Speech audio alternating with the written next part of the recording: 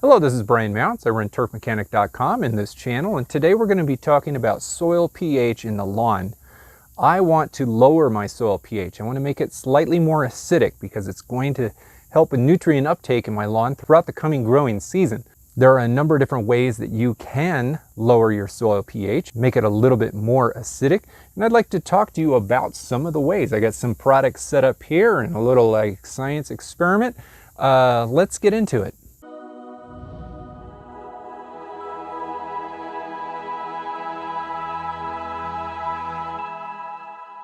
So before we get into what we're going to do, I want to talk about what pH is. pH stands for the potential of hydrogen.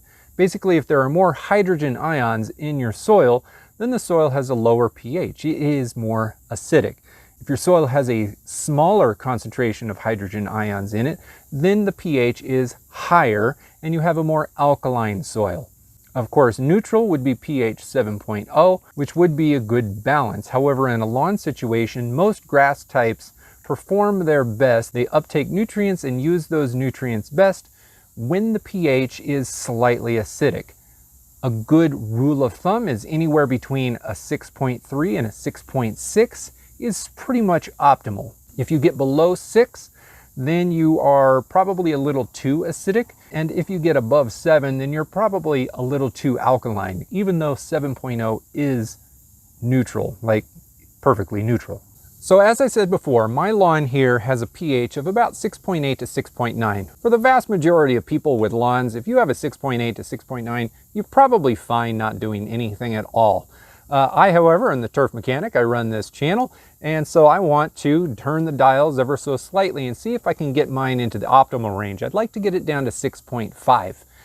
Now, when you're lowering pH, it usually goes a little bit slower than if you're raising pH. It's a little bit more of a time commitment.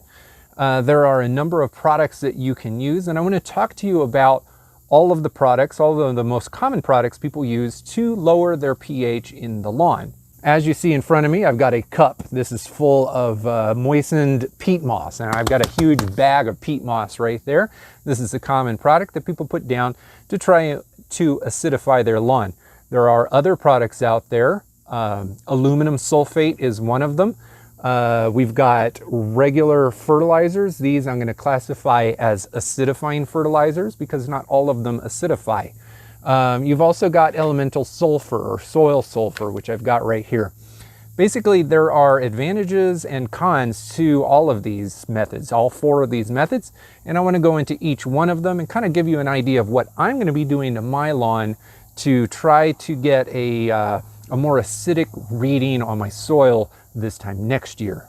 Let's start with peat moss. Peat moss is pretty much the most organic and natural product of all of these things. You could use compost as well. Peat moss, however, has a natural acidic value right from the get-go. Compost might be more acidic, depending on what compost you get. It might be more acidic than neutral, but not by much. The reason I say that is peat moss has a natural pH range. I see references all the time to peat moss having a pH in that 4 to 4.5 range. Probably slightly depends on the brand that you're getting and where they source the material from. In my own testing, that's what you see right here. I've got a little pH meter. I have never been able to get a pH reading on straight peat moss under 6.0. So I have an entire video about this Rapid-Test pH meter. I suggest you go take a look at it if you haven't actually tested your lawn. This meter is going to give you a ballpark, but I don't think it's perfectly accurate. A full soil analysis would be best because I cannot get this thing anywhere close to a 4.0 or even 5.0, a 4.5 or a 5.5. I mean, I just can't get it down that low. Regardless, peat moss is obviously acidic, but it's also a carbon-based component that can be put down onto our lawn to add organic matter, carbon-based matter into the lawn. If you're doing like a proper composting pile, you know that you need to have a balance of nitrogen to carbon components to get a good hot compost pile. If you throw straight peat moss into a compost pile, it falls under the browns category. It falls under the carbons category. It's a 30-to-1 carbon to nitrogen ratio in a composting situation, which means you're taking an acidic thing putting it into a compost pile, and as it composts, at the end of the composting process, finished compost is basically pH neutral. So what I'm getting at here is if you put peat moss down onto the ground as a top dressing, or in my case, I core aerate. So when I top dress with peat moss, I then brush it into the cores that I've pulled. I am applying an acidic product straight into the soil, but over time, as microbial life decomposes the peat moss and kind of assimilates it back into the soil, that pH is going to slowly increase and get closer to neutral. So if I'm putting something down on the acidic side, I'm immediately going to get an acidifying effect to the overall lawn on average. I'm also going to be putting down some trace nutrients and trace minerals into the lawn. Peat moss obviously can retain water. It's going to be a very beneficial thing for your lawn. It'll help aerate it and keep nutrients flowing and oxygen flowing up and down. But over time, the acidifying effect of peat moss is going to be neutralized simply by the breakdown of the product. As it breaks down, it's going to turn into essentially compost that's injected into your soil with a pH that's pretty close to neutral. Now, on the flip side, on the complete opposite end of the spectrum, you have a product called aluminum sulfate. This is a product that some people put down on their lawns to have an immediate effect on the soil pH, making it acidic very quickly. Now, although aluminum sulfate will work quickly, it is probably the most dangerous product to put down on your lawn for a couple different reasons. For one, if you over apply aluminum sulfate to the lawn, you can increase the aluminum concentration in your soil to the point where it becomes toxic to the plants, to the grass. In our case, we're talking about the lawn. Aluminum toxicity in the lawn is something that's not, obviously it's not desirable, and it's pretty hard to fix. So although aluminum sulfate can work really fast and it does not depend on microbial activity to break down and acidify the lawn, meaning it is less weather dependent, and you can put it down on soils that are, let's say, less rich, less alive. They're definitely not a product that I would recommend, nor a product that I would use, which is one reason why you don't see it on this spread in front of me. I don't own it, and I don't plan on buying it anytime soon. Now, it might also be important to note with aluminum sulfate that the aluminum builds up in the lawn, creating toxicity, but it's the sulfate that actually acidifies the lawn. As the sulfate goes down into the lawn, when you apply the product, it interacts with the water to create a sulfuric acid, which acidifies the lawn. This is a chemical reaction, not a biological reaction. You could get this chemical reaction at any point in time during the year. It is not something I would recommend, however. This is in contrast to the way that ammonium sulfate works to acidify the lawn. In ammonium sulfate, which we'll talk about later in this video, it's the ammonium that actually acidifies the lawn, not the sulfate. If I haven't discouraged you from trying the aluminum sulfate yet, I'll also say it is also a more expensive product. So if you're going to be putting this on a larger lawn space, you should be prepared to spend a little bit more money. Yet another reason that I don't recommend it. Now let's talk about one of the most common options used in yards all across the country, soil sulfur or elemental sulfur.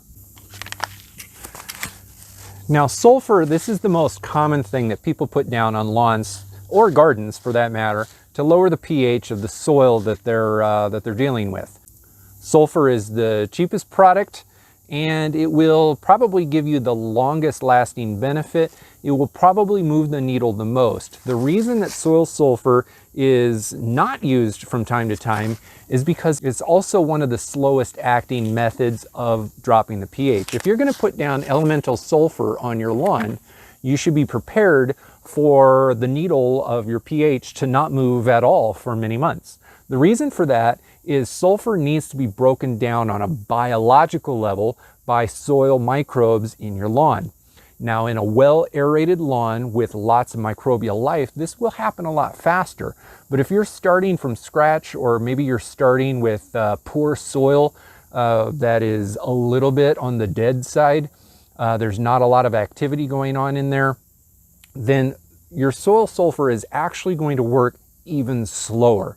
In the end, it is somewhat similar to the aluminum sulfate because the sulfur breaks down with water and oxygen in it, and it creates the sulfuric acid, which acidifies the lawn. However, you need those microbes to actually break this product down, meaning it also cannot be done in the winter or in the cold months because microbes in the lawn go to sleep. They go dormant. Pretty much once you get below 55, they all start shutting down. By the time you're below 50-degree soil temperature, most of the microbial life in your lawn is dormant for the season. That makes this product not only slow because the microbes need to break it down, but also very seasonal because this really is only working from mid-spring to maybe late fall. There's probably a good, depending on where you live and how cold it gets, there's probably a good 4 to 5 month window of time where the sulfur doesn't break down. Now with sulfur, you also have to be aware of the particle size. This particular bag is a bag that I picked up at a local gardening store here in town. These are little discs. Now you can get soil sulfur as fine as powder. Now, if you get it in a powder form, then you're going to be able to spread it more evenly across the soil, assuming that there's no wind, and it's going to break down a lot faster. So if you're getting a bigger particle size like this, a bigger granule or disc or whatever it is, it's going to take even longer to break down.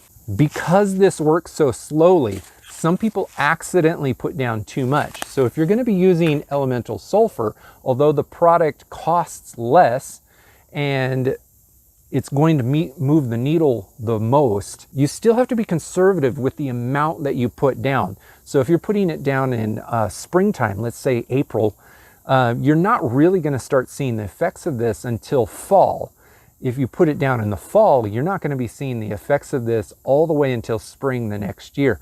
So if you put it down and you wait like 8-9 weeks and then do another soil analysis, your pH might not have changed at all. You have to be patient if you're using soil sulfur.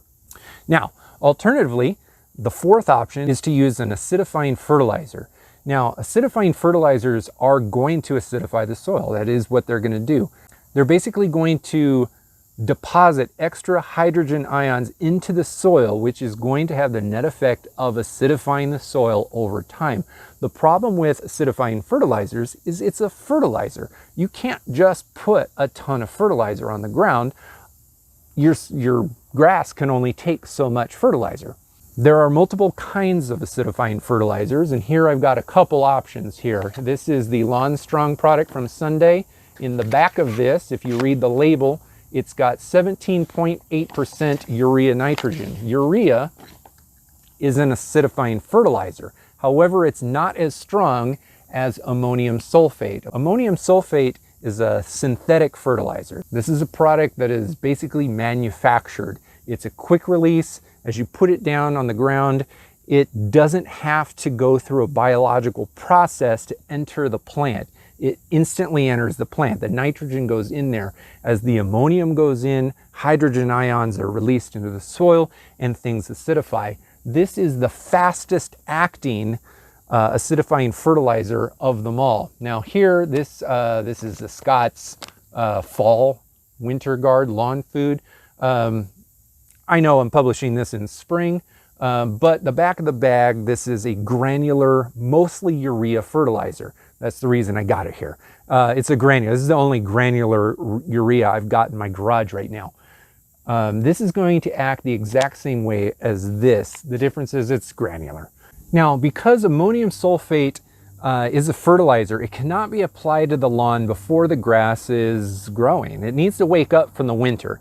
So you don't need to have like 50, 55, 60 degree soil to use it, but your grass can't be fully dormant. If your grass is fully dormant, then this product is going to go down into the soil and eventually leach through, because the root systems from your grass, they're not going to absorb nutrients that they're not going to use. We winterize in the late fall because they have not gone dormant yet. They can absorb that stuff and then hold on to it for the spring flush.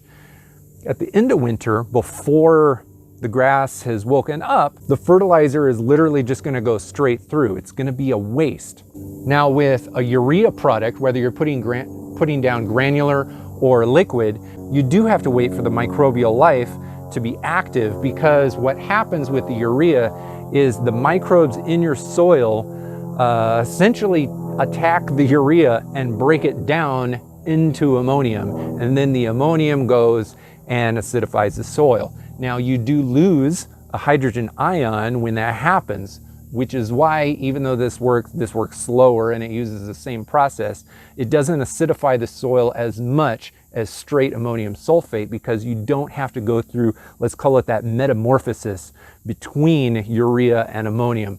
This just starts at ammonium, so it's going to work faster and it's going to acidify the soil more effectively.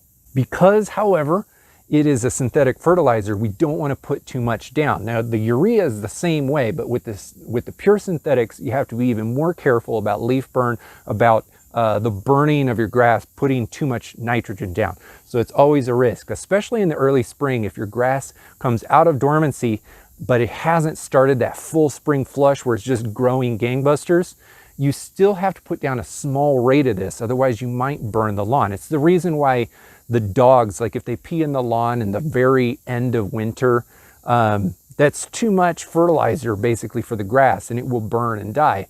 But later on in the spring, if they pee on it, it doesn't happen as often. That's because the grass is able to absorb more of it and use it faster. So what I'm going to be doing here in my yard, simply because I don't have to move the needle that much, but I also want my grass to be able to absorb all of the micronutrients that it needs throughout the spring that I'll be applying to it. I want to move the needle quickly, but not very much. So what I'm going to be doing is waking the rest of my lawn up. Now, I've already woken up a chunk of my lawn over there. The whole video about that, if you've missed it, I'll link to it down below. But I'm going to wake up the entire rest of my lawn a little bit earlier than natural, than Mother Nature intends. And then I'm going to be putting a very small application of ammonium sulfate over the course of the lawn. That's going to give it a little bit of quick release nitrogen, which isn't exactly what I want to do. Like, that's not the goal. What I want is that reaction that acidifies the soil quickly. Now, I'm also in the process of core aerating my entire lawn. As I core aerate, I'm going to be taking this peat moss and spreading it over the lawn and brooming it into a lot of the cores that I pull. This is going to create an initial acidic growing medium in each core that's in there. Now, early in the spring, the microbial life is not going to be breaking this down that quickly. Later in the year, eventually it will break down and compost into the lawn, and I'll lose that acidifying effect. But I'm going to get it immediately when I apply this into the cores of the lawn. Now, a little bit later in the spring, I'm going to stop using this product because temperatures in my soil are going to get up over 55 degrees, and I'm going to move over to a urea-based product. I'm not sure if I'm going to use one of these ureas, but I am going to put down a urea nitrogen product onto the lawn. The urea is going to fertilize my lawn. So long as I put down a small application, it's going to fertilize my lawn mildly, albeit quickly. And then I'm still going to get a little bit of that acidifying effect. Later in the spring, I'll be applying a small application of soil sulfur. These acidifying fertilizers in the peat moss are going to quickly, but smallly, is that a word? Quickly and not very much, but they're going to acidify my soil right off the bat. So later on in the spring, as I start fertilizing and feeding the lawn, all of that, that positive pH change is going to have a positive effect on the way that my soil reacts. Now, over time, these fertilizers are going to wane in their pH changing abilities. Certainly the peat moss is going to wane, and eventually by late fall, then the soil sulfur is going to take over. Now, I don't want to apply too much. This is only 2 pounds. You really don't need that much soil sulfur if you only want to move the needle 0.1 to 0.2 notches.